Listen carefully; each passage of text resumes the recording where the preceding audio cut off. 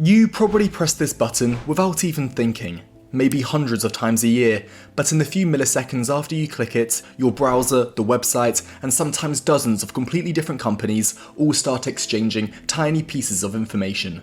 Some make the internet possible, others help build a picture of you. So what actually happens when you press accept all? Every website seems obsessed with asking about cookies. It's become internet background noise. Most of us just click accept all and move on. But if cookies are just tiny text files, why do governments force websites to ask permission? What could something so small possibly be doing? Because cookies are both one of the internet's smartest inventions and one of its most controversial. Despite the name, cookies don't actually do anything. They're surprisingly boring. A cookie is simply a tiny piece of text that a website asks your browser to remember.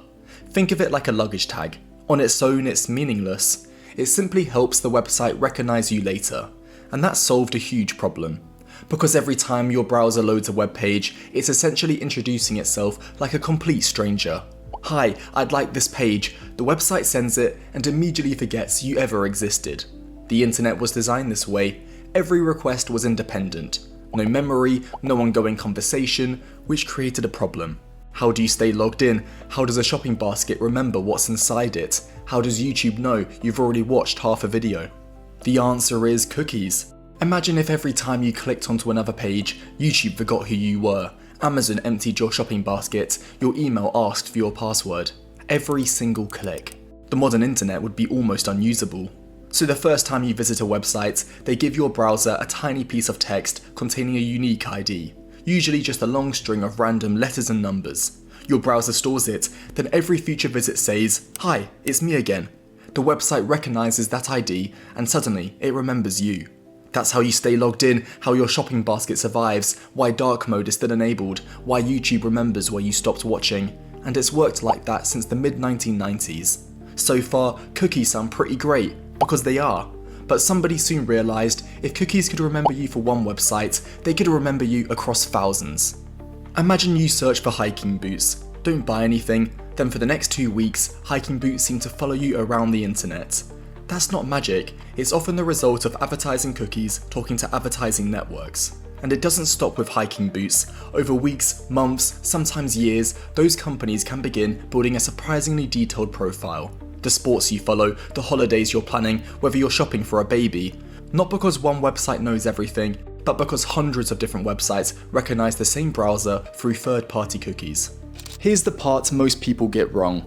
When you press accept all, you're usually not giving the website permission to remember your login, or your shopping basket, or your language settings.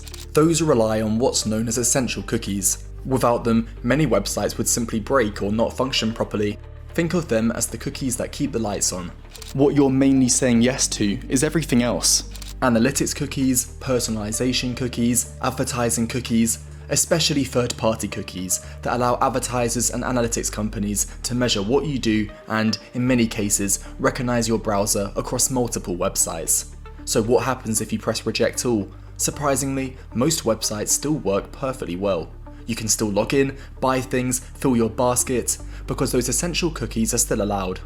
What disappears are many of the optional ones, the personalized adverts, the cross-site tracking, and much of the data shared with third parties.